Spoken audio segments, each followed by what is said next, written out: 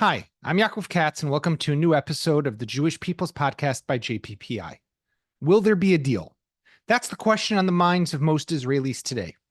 As talks continue once again in Cairo, and President Biden sends top officials to the region to try and advance these tenuous negotiations. On today's episode, I check in with Ambassador Dennis Ross, the co-chairman of JPPI, for his read of the situation. What are the chances for a ceasefire and hostage deal? And is the possibility of an attack from Iran still on the table? We also discussed the DNC, the Democratic National Convention. Was there anything new there this week that grabbed his attention when it comes to policy vis-a-vis Israel and the wider Middle East? Here we go. Dennis, thanks so much for being back on the show. Always good to be with you. Thank you. So lots going on, but it seems, these tenuous negotiations that are taking place, are they on? Are they not on? Brett McGurk has again been dispatched to the region, the NSC's top guy for the Middle East. And Tony Blinken was in Israel and the region just a few days ago. The Americans are doing a full court press to try to get this deal across the line. What's your take? I mean, when you're reading and you're seeing what's happening, Bibi is supportive of a deal, not supportive of a deal, Philadelphia corridor, yes, no, lots of moving parts. How do you see it? I think there are lots of moving parts. I want to start by sort of observing, why is there full court American press? And I think the answer to that is not just for the obvious reasons that there are American hostages still, and the Poland Goldberg presence at the DNC last night literally was maybe the most effective Israeli presentation that Americans have heard. John Poland and Rachel Goldberg are amazing people to begin with. Amazing and deeply moving. Wow. And their sort of stoicism, their courage, their commitment, and their sheer eloquence that they both have, both sort of their visage, but their words. I've known them for some time, since I've met a lot with the Forum of the hostage families. But to see them last night at the Democratic Convention, and literally to see almost not a dry eye in the House, it was a presentation that Americans haven't heard, that at a very human level, and in a very empathetic level as well. So that's one of the dynamics that's driving the administration, because President Biden has met with them and the other hostage families multiple times. And one of the things about Biden has always been his own personal empathy. So that drives this, but there's also obviously a larger perception of a strategic imperative, and it has two parts to it. One is to prevent a regional war, a genuine concern that we're not that far from what could be a regional war. It's clear the messages that the administration has heard directly and I would say indirectly from the Iranians is that they will not carry out strikes against Israel in response to the killing of Haniyeh, who of course the Israelis have never acknowledged killing, but whom the Iranians are absolutely convinced the Israelis are responsible. They've made it clear if there's a ceasefire, they won't strike Israel, it doesn't mean that Hezbollah won't, but it's clear that the issue of a ceasefire reduces very significantly the risk of a broader regional war, including on the northern front, which is heating up I think in an increasingly worrisome fashion. And without, if you have a war with Hezbollah, if it's been almost 11 months to try to vanquish Hamas, you can imagine what it would be to be taking on Hezbollah. So the administration is really very heavily motivated, not only by the morality of the issue, but also by the strategic character of this issue in terms of avoiding a broader regional conflict. Now, the question then becomes, okay, just because they're committed doesn't mean they're going to succeed. And obviously, there's been a continuing effort since last November. We've not had a hostage deal since last November. Right. And those who say just a little bit more pressure on Hamas will make it work. Well, it hasn't worked since last November. So you have to ask, what can make it work? And by the way, on the contrary, this week we saw 6 bodies brought back to Israel of right. people who were taken alive on October 7th and were killed somehow, whether by Hamas, whether in Israeli tragic strikes that happened to kill or strike where they were with them knowing or not knowing, that people are dying while their time in captivity.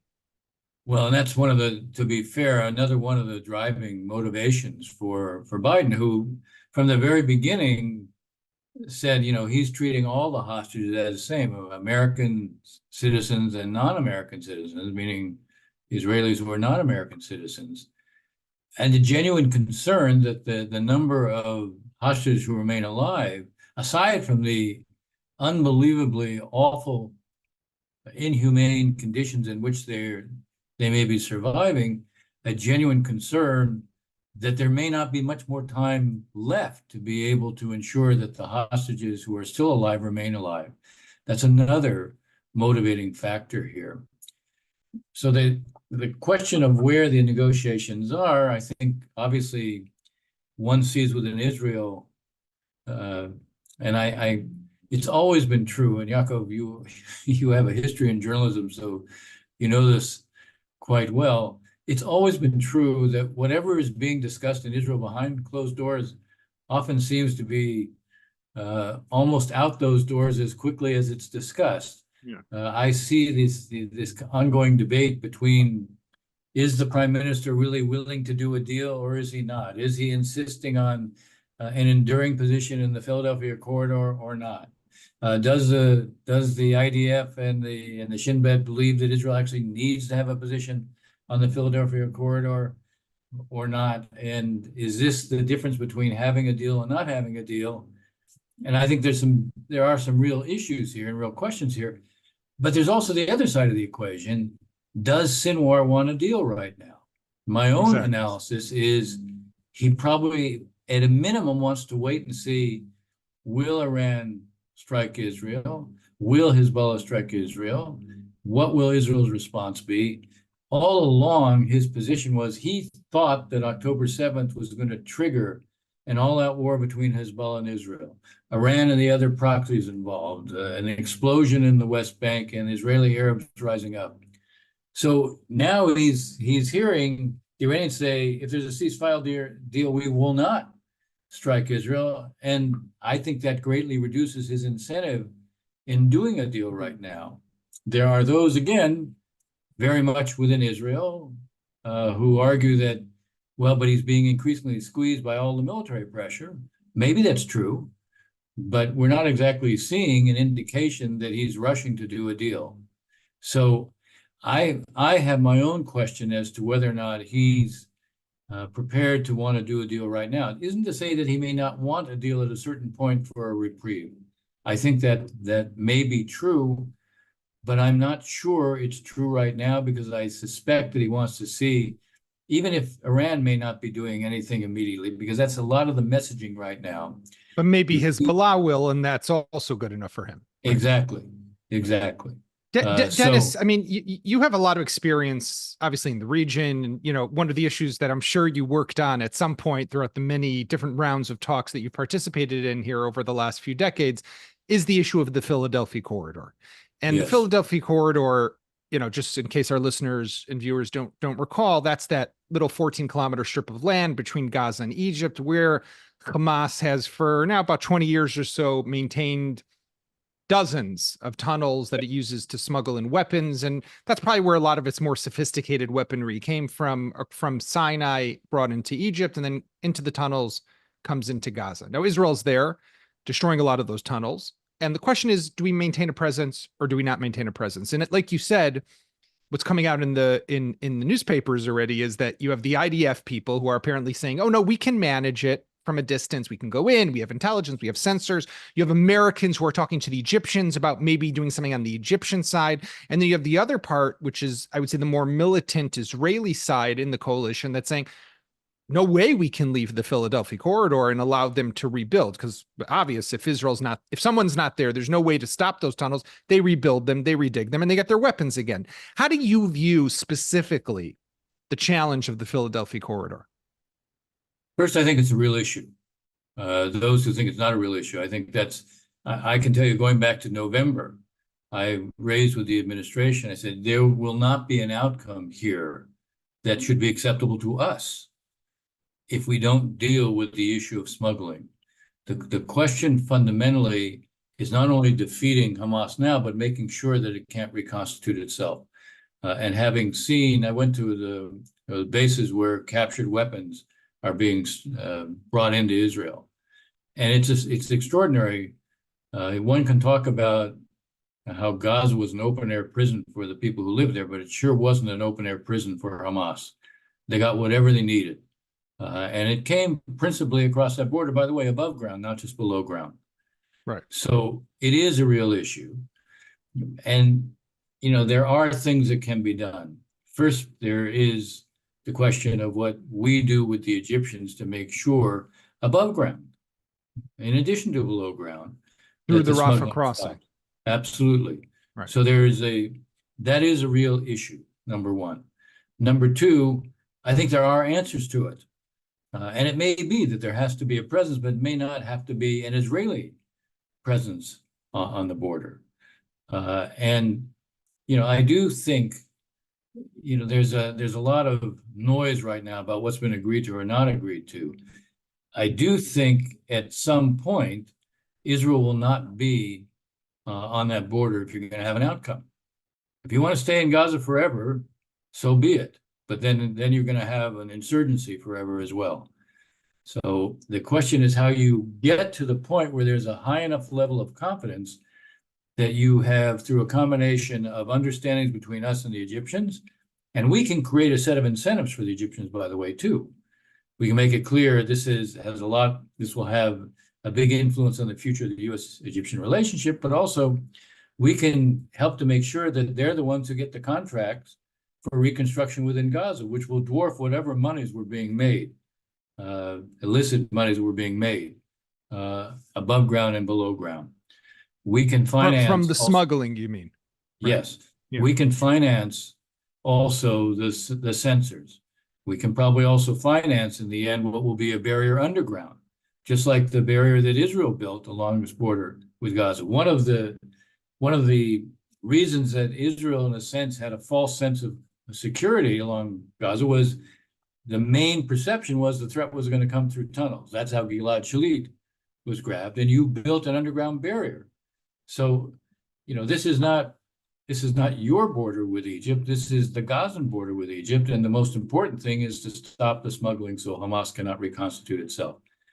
I think there can also be others who can be put on that border, by the way, to be monitoring and also to be enforcing. And there can be understandings that if we discover a breach, and that's the virtue of the 24/7 monitoring, if there isn't an immediate response to it, then we can provide an assurance in writing to Israel that they will have the right and American backing to be able to do it. So you ask about, I have spent not only a lot of time on these kinds of issues, I spent a lot of time negotiating as well.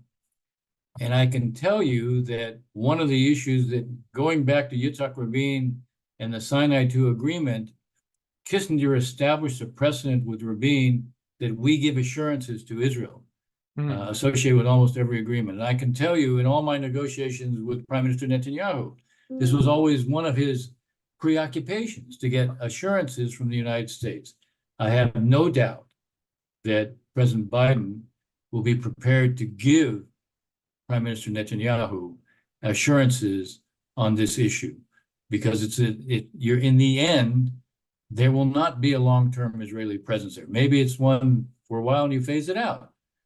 But in the end, there will not be an Israeli presence there if you want a deal or if you want to be able to get out of Gaza. And Prime Minister has made it clear he doesn't want to stay in Gaza. Right. So that has Although to some be, members of his coalition sing a different tune, but that does seem to be the policy. I want to ask you though, Dennis, I personally hope there will be a deal. I want to get the hostages back. And I think Israel needs some time to recover. And if we have That's the right. ability also to prevent this larger war through a ceasefire, that might be the right move for us at this moment. To now contemplate a larger war for this country is difficult. But one of the problems that I foresee is that if we have a ceasefire now and we have to pull out most of our forces, if not all of them, there's no one who's going to replace us in Gaza, because maybe it's our fault that we haven't constituted or created that alternative ruler Right. over Gaza, which means that we pull out, Hamas comes back, right? There's no one else that's coming in. How do you see that playing out? Well, I think there has been a lot of work done to try to prepare for that, which would involve um, both an international presence, at least in terms of administration, but also Arab forces on the ground. And it could include some contractors as well. I foresee an interim administration in Gaza, and that interim administration will have an international and a regional component. The UAE is prepared to play a role that we've not seen Arabs play in the past. And they've already, in a sense, to use an American colloquialism, put their money where their mouth is. The fact is, they have 4 bakeries there in which they are feeding 500,000 people a Yeah. day. They have a field hospital that they, by the way, working out understanding with you, also provide security for. They also have a hospital ship. So they've already made it clear they're prepared to do a lot, and we know they've said it publicly, by the way, they're prepared to be on the ground in Gaza. Now, they don't want to be there forever. They want to be a bridge to the future. That's one of the reasons they want to see reform in the Palestinian Authority, because the Palestinian Authority is dysfunctional, weak, corrupt. It needs to be reformed for its own purposes within the West Bank. But if you're going to reunify at some point Gaza and the West Bank politically, and you need an alternative to Hamas, a Palestinian alternative to Hamas, those who think that you can do it without a connection to the PA live in a dream world. Now they're right. A PA that's not reformed isn't going to be able to do it, and would be just as dysfunctional, and therefore not be able to preempt the reemergence of Hamas or other like forces. But a PA that is reformed, and this is a sine qua non, by the way, for the UAE, precisely because they don't want to be there forever. That is the way you build a bridge, and you don't leave a vacuum. You leave a vacuum in Gaza, and you have either Hamas coming back or you have Mogadishu on your border. And Israel cannot want either of those. You mentioned in the beginning the Goldberg Poland speech at the DNC last night, which was really moving, and I really recommend to anyone who hasn't watched it, watch it, because it will move you. And Rachel and John, who are really heroes and of resilience of what they've been going through, and really sending and carrying that message about the hostages all over the world, and here to the heart of Chicago just last night. I'm curious, as you're watching, I think you had a hostage family who spoke at the Republican National Convention. It was up in the air. Was the DNC going to host a hostage family? Yeah. There's been a lot of, we've seen from the more progressive circles, obviously in the US, much more criticism of Israel and the way it's prosecuting this war. So I'm curious how you view just the mere presence of the Goldberg Polands at the convention. But more generally speaking, there is a lot of talk, a lot of rumblings, and a lot of questions, a lot of pundits who are weighing in on what a Harris-Waltz presidency would look like for the state of Israel, for the Jewish people. I'm curious kind of how you see that, and if there's anything that came out of the DNC that gives you some indication of some policy change that we should or might expect when it comes to what her presidency would look like for Israel. Look, I think you put your finger on something very important. A decision was made to have John and Rachel speak to the convention. And I think that was it was a conscious decision to send a signal that the progressive wing of the party doesn't define what the American approach to Israel would be under a Harris administration. This was a way to take on the preoccupation of the progressives has been entirely Palestinian suffering. By the way, not inappropriate, but it can't be the sum total of how you approach this issue. They put a premium on Palestinian suffering without paying a whole lot of attention to Hamas and what it has done and the role it has produced. It is responsible for producing that suffering. I mean, you never hear them ask the question, why is it that Palestinians, the people who live in Gaza, were never allowed to go into the tunnels? You built 300 miles of tunnels, but you didn't allow those tunnels to provide any protection for the people who lived above it because you preferred to hold them as human shields. So there hasn't been, with the progressive wing, you haven't heard any of that. Here was an effort to have two Israelis, yes, they're also American citizens, but two Israelis remind everybody of who Hamas is. And they didn't do it in a way where they're launching an indictment. They were doing it through a human lens, the human consequence, the price they have paid, the agony of the families, and the agony of these hostages, and the fact that, more and more of them are not alive. So this was a way of signaling, again, a connection to Israel. And it was done in a way that I think if you ask me, did the Prime Minister's speech to the Congress have an effect here in the United States? I would say maybe to the people in the hall, at least some of them in his address, but not more widely. This was much more. This had an effect on the conscience of America last night, and it was not just the Democratic Party, because it's a very large viewership as well. So, my long-winded answer to your question is that this was a conscious decision designed to show the connection to Israel is going to still exist in a Harris administration. Now, if you ask me, do I think a Harris administration or a Trump administration will have the emotional connection that Biden has to Israel? He's the only American president who ever called himself a Zionist. Yeah. And I'm not sure we're going to see any future American president call himself a Zionist. So I don't think that anybody will quite have the emotional connection that Biden has. But I do think, in the case of Harris, this was a signal designed to be a signal. It was a very conscious one.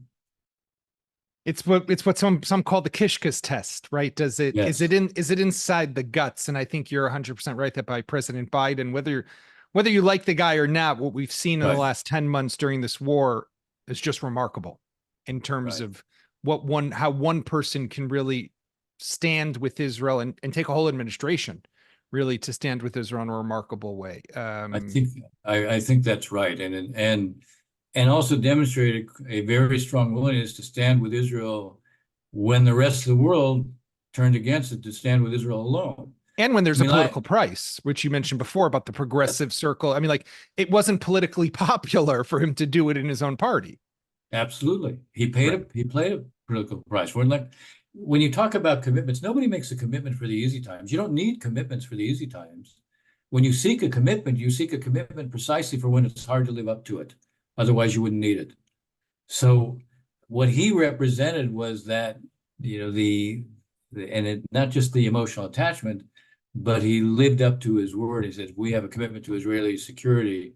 And even now, look what we've done in terms of the forces we've moved into the region.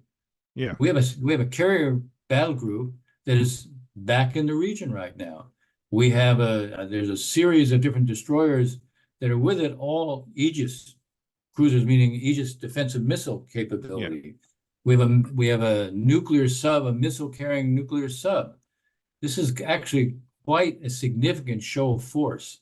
And we know on the night of April 13th that through the Central Command, everything that was done, we intercepted 1/3 of everything that was fired at Israel. The notion, Israel has always had an ethos We defend ourselves by ourselves. Just give us the tools. Well, you know what? On the night of April 13th, you did not defend yourself by yourself. And the fact that Israel was nearly flawless was made a lot easier that Israel did not have to intercept 1/3 of what was fired against it. Yeah. So one of the realities for Israel going forward is, especially facing an Iran with multiple proxies, which creates multiple fronts for Israel, you need a certain kind of relationship with the United States, and you have an interest in a regional coalition because this is the best way you have, best means you have to be able to deal with Iran and all of its proxies at a sustainable price. Yes, can you do it on your own? Yes, but at a price that becomes harder and harder to sustain. Well, Dennis, thank you very much for the insights. Always great to have you on the show. And to our listeners, wishing you a great weekend, a Shabbat Shalom. And just one administrative note, we will be off the final last week of August. So next week, no shows, and we'll be back the first week of September. So enjoy that last week of August. Let's hope things stay a little quiet, although I'm pretty confident we'll have what to talk about when we come back in September. So thank you very much.